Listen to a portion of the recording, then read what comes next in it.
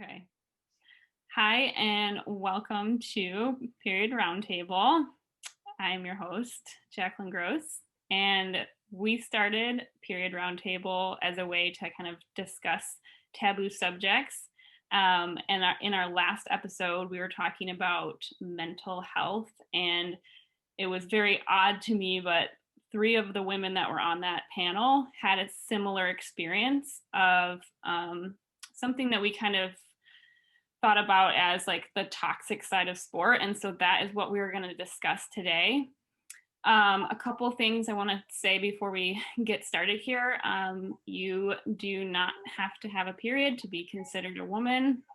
And my other one would be that this might be a little triggering for some people. We're going to talk about bodies and just different way we perceive ourselves. So if that's something that's going to bother you or give you another reason to beat yourself up, please just skip this episode. So I thought we could start by introducing ourselves and then giving a little bit of background.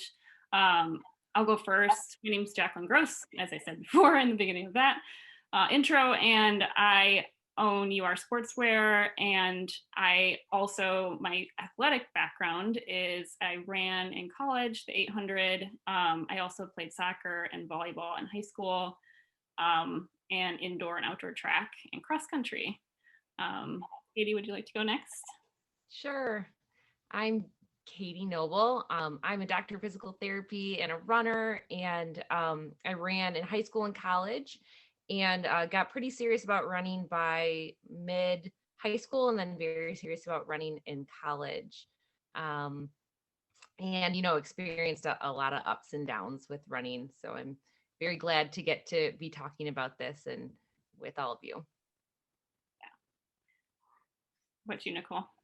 My name is Nicole. Like, you are my friends. I ran in high school and college too, and then I ran professionally for 7 years. And most of my ups and downs were towards the end of that professional career.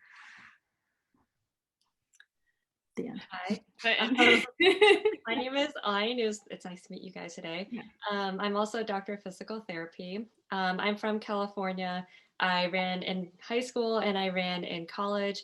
And I feel like I didn't really seriously start running until I joined Boulder Underground and started pursuing the half marathon distances.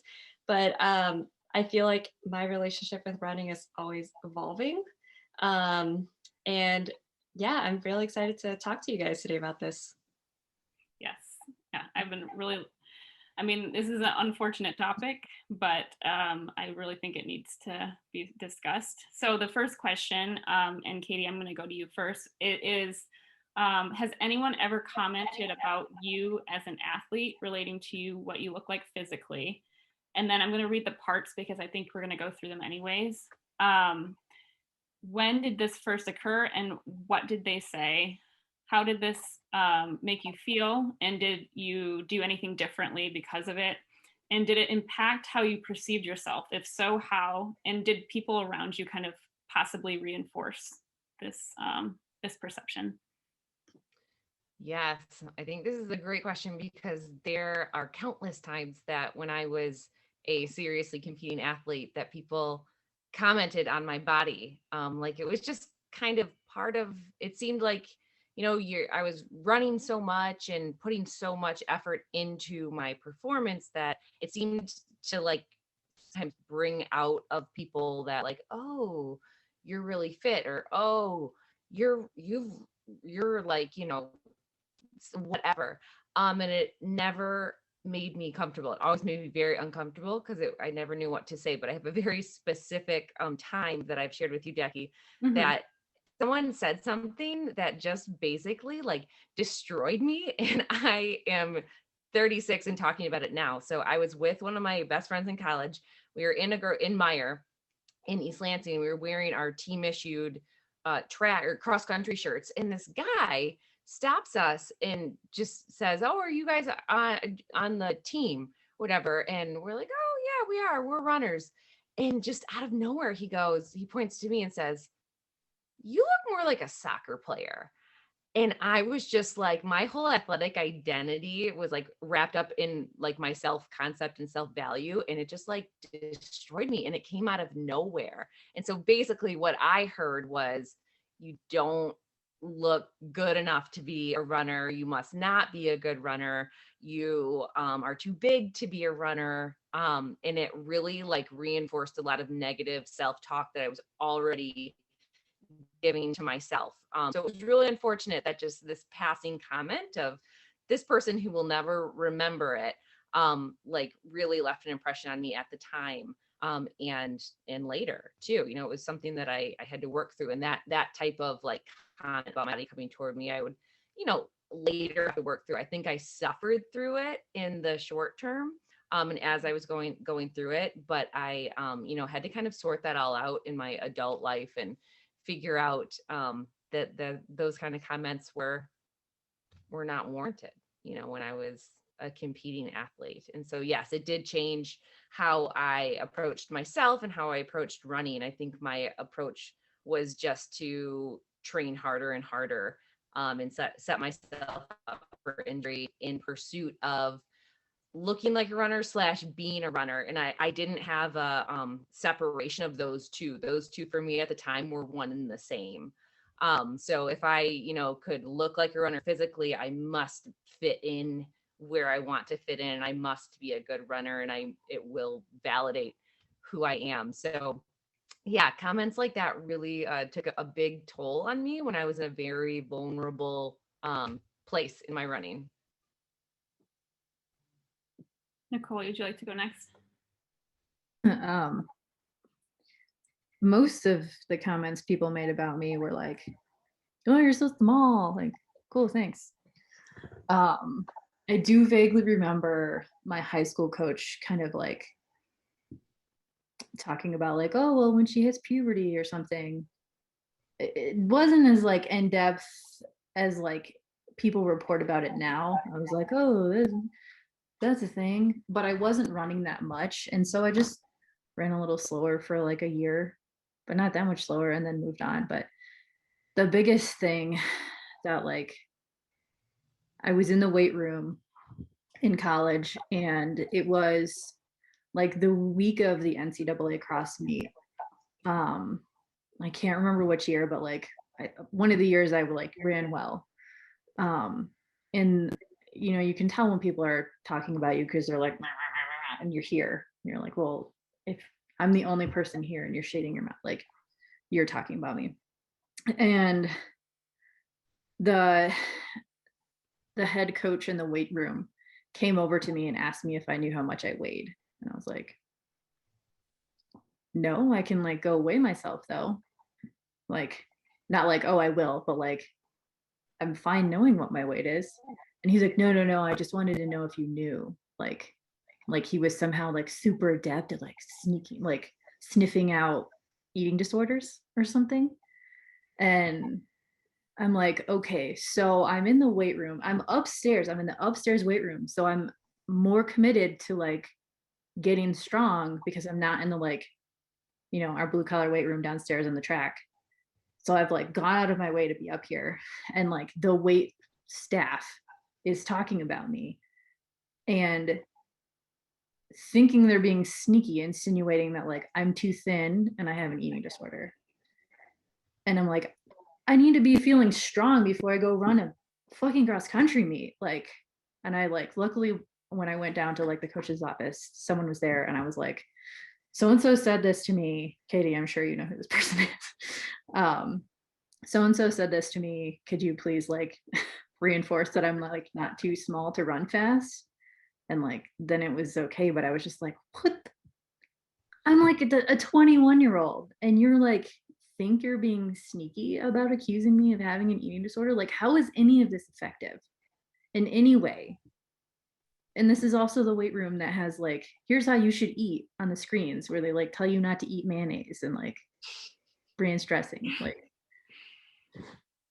so that's the biggest one, other than people always telling me I'm a small person. Yeah. You're fun sized. How about you, Ryan? Yeah, Nicole, I just wanted to say, like, I think it's so interesting too, because like I think people need to spend more time being trained on how to have conversations about eating disorders, because I think they mean well, but it doesn't come off well. No, and I don't have like, I think as a collegiate and professional athlete, like you can have moments of disordered eating if you are like anxious, or at least that's my experience. But like I didn't have a history. Like I was in college, I was like forcing myself to eat more all the time. And Mm-hmm. so like to have someone quite, yeah, it was just not Mm-hmm. effective in any way. So the one memory that I have that has always stuck with me was like when I was running in high school. I've always been like bottom heavy. Like I'm a small person, but I'm very petite up here and I just carry way more muscle in my legs. And so it was in high school when I was a sophomore and like I loved my running coach. He was a male. He really did teach me how to love running. But one day he called me Thunder Thighs in front of our whole team. And like I didn't really think anything of it, but over time, like it did make me more aware of my body type. And so then like over time, like I just realized that, oh, like even when I tried to like put on weight up here in college, it would always just keep going to like my legs and my thighs and my quads. And so like even now it's like something that I'm still always being aware of. Like, yes, I have really big legs, but hey, I'm still a size 24. So like there's not that much I can do about it. It's all perception. But interestingly, I saw a post by Emily Sisson recently. It might have been a couple months ago, how she was saying that, she's also really bottom heavy. And she turned into a positive way, like, it just means I'm really strong kind of thing. And like over time, she learned to be proud of it. So, I'd say like, I think coaches, I don't know, like coaches just say things sometimes, but it sticks with the athlete for their whole life. Well, I know what post you're talking about, and I was so pissed. Like, because Mm-hmm. it's like people commenting on her like running really fast in a workout, Mm-hmm. and then being like, "Oh, your thighs are big." Like, No, but she's actually really small. oh yeah, like Yeah. I feel like you and her and I are like the same height. Like, Yeah. you might be a little taller. I'm not sure, but like, she just ran a really fast. This is why she's fast. Like, can we Mhm. just? Yeah. Yeah, Yeah. it's frustrating. Yes, this is what we're definitely talking about. People's perceptions of what a runner looks like. So for mine, Ayn, were you done? Did I cut you off? No, no, I'm Okay, done. cool. Mhm. I guess for me, I guess a little similar to you. I remember, and Katie, I had I think it was a doctor, to be honest, tell me that I looked like a soccer player. I didn't look like a runner, and I think I've gotten that more than one time from a doctor. Once when I was really young, and then once when I was older, where I could take it a lot better. But that really stuck with me. I was always like, I always felt like I was bigger than everyone else, and so and I'd also get a lot of like, because I was very strong, like you're a beast, which to me is like such a. I mean, I know that's people mean well, but like for me, it was something that I turned on myself, like, oh, I'm so big, like I need to be smaller, kind of a thing. Um, and it led to a lot of like just a bit of body dysmorphia and like um I thought it was I think I told Nicole this, like after college I used to think I was so big, and then I went and hung out with just like people, and I was so small compared to everyone else, and it was just like a really I think but it took me a whole, I mean that's from my whole entire young, like growing up through high school to college, to graduating college, to finally realize that I'm not giant. Like that is just such a terrible way to like perceive yourself. So I think a lot of that, and even today, like if somebody says that I'm a beast for some reason, because I'm still really strong, I gain muscle really fast, I climb, so I have a strong upper body. People it, could be like, "Oh, you're so strong. That's awesome," but that's not what yes, they're saying. Yes, yes. And I mean, I will say that this has happened one time where somebody at the climbing gym who was a young female said, "Oh, that's so sexy. Like that's hot. Like Yeah, that's you're a so strong." totally different feeling. And notice Which is that a a totally different, woman yes. said it to you, Yes, which not a is male a totally doctor. different thing. Yeah. And so I was like, "Oh my gosh, like thank you. That was really nice." But still the word, like the beast part of it really does it still bothers me. It happened. Because you would hear other people, especially, I don't know if Yeah. this is like all over, but when we were in high school in Michigan, that was what you called people that you were disgusted by. Mm-hmm. That's like your shitty peers would say that about like the strong woman on the softball team, and it would be derogatory. Like, Yeah. oh yeah, how are you supposed to take that as a compliment when you see people say it not as a compliment? Like, Yeah, and I think too, like I would lift and primarily lift with guys, and I could lift more than them sometimes, and they would feel insecure about it and make fun of me for it. So I mean, that's that's their deal, but it still didn't feel very good being like, I mean, I was young and I wanted to be pretty and little, like that's not what I wanted to hear. But I value it so much more now because I mean, it's really hard. Like a lot of people can't build muscle, and I have to appreciate the fact that I can and like really embrace that part of myself, which I'm working on.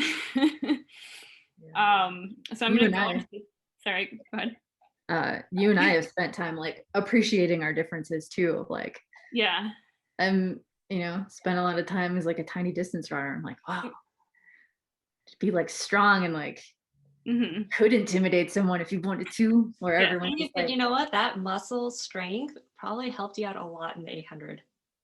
It's true. Yeah. Yeah. Yeah, event specific. Yep.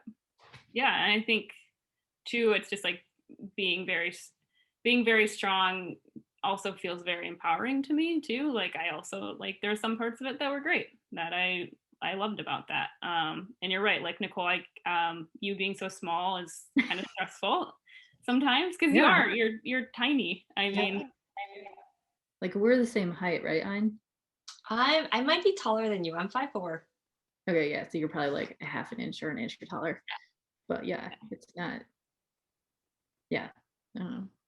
Like I want to go somewhere with Jackie because people won't touch me. I can protect you. It is so funny though, because it's like, yeah, like when you go hang out with like non-running friends, Yeah. yeah, you're like the tiniest person there. Yeah. But like when you only hang out with runners, it's like, oh dang, like I'm like the biggest person here. Right. Yeah, and it's funny too because I have worked like jobs where I've been like on the docks, like where like with fishermen and all these other things, and I do feel much smaller in those cases. And I'm like, this is just I mean, for your self perception, like such a shift to have that experience. Jackie, I just wanted to add that it just goes right to my heart when you say that a healthcare provider said something so negative and impacting to you, Yeah. because I've had that exact same experience too, Mm-hmm. more than once with Yep. physicians or other healthcare providers, usually men. For example, when I was 16 years old and had my sight set on running in college, I was getting my yearly physical for sports, and the provider said, well, girls peak at 17 with running, so you're going to hit your peak soon, as if it were fact. And I He's just like thought, 17 years off. Like, yeah. And I just thought, nah, like that's not what I'm going to do, because I didn't want to hear it. And also that's like one instance where I like could very easily shrug something off, which I'm very sensitive and like usually absorb things and think about them for a long time. But that kind of things like drive me so passionately to be the healthcare provider that I needed when I was 16. And that's what I always think about whenever I treat both boys and girls, just being that person, to empower them instead of scare them and make them feel like they're being elevated, and there is that they just feel good after leaving, and like they could actually have a conversation that they wanted to have and they felt empowered from. And that is just what drives me like every day going into the clinic, especially treating high school athletes. So I still hear and I've heard of physicians or other healthcare providers just saying things that they don't realize are very negative, but they're very negative to a developing athlete or developing body, toward a developing body. And it just like makes me wild with being, wanting to change that paradigm. Katie, I love everything that you just said. Oh, No, it's amazing. It's great. I think, yeah, especially, as a physical therapist, you spend so much time with your patients that you really do have more of an influence over them than the physicians do. And like, yeah, like I'm very careful not to make a comment about their body type. But for example, like if the patient brings it up, so like I have a high school girl who's really freaking tall. She's like 6 feet tall, the longest legs I've ever seen. And she's like self-conscious about it because she can't find any boys to date. And so I like told her, like, oh my God, like you have the most beautiful long legs I've ever seen. Like you would make such a great like volleyball athlete or like basketball, like whatever you want to do. Like I think it would benefit you really well. So just trying to turn it into a positive thing instead of saying something like, oh yeah, like you have thunder thighs or whatever. yeah. I'm treating a 7-year-old girl right now with hip pain, and every healthcare provider that I've talked to about her has mentioned her weight as the root cause. And I'm just not hearing it, because it's not it. And we need to do better for her. And we need to do better for all of these girls. We needed to do better for, 16-year-old Katie. And I just like when people start bringing, appearance into reasons why maybe there's, a muscular issue or, movement issue. I'm sensitive to that and very, I don't know, woke to that, and just say, no, we're not going to put this 7-year-old girl, put that as the kind of write her off at 7 years old. So we're going to try to do things a little bit better. I know it's almost like your protective, um, the protective side of you comes out. Hmm. Yeah, I mean, girls deserve it. We just, I just feel like there were many times in healthcare that I didn't get what I needed and I suffered for it. And now the next generation doesn't have to go through that. They don't have to think so negatively through their teenage years about their bodies, or think so negatively about themselves and their bodies if they get injured. They don't have to maybe get injured in the first place because they thought negatively about their bodies and their self-image and their self-concept, and are using running, like I was, as a way to like kind of fill a void in their self-esteem and their body image. So yeah, I just feel like we can do better, do better for this generation, and do. Yep. I'm doing better for myself these days too. So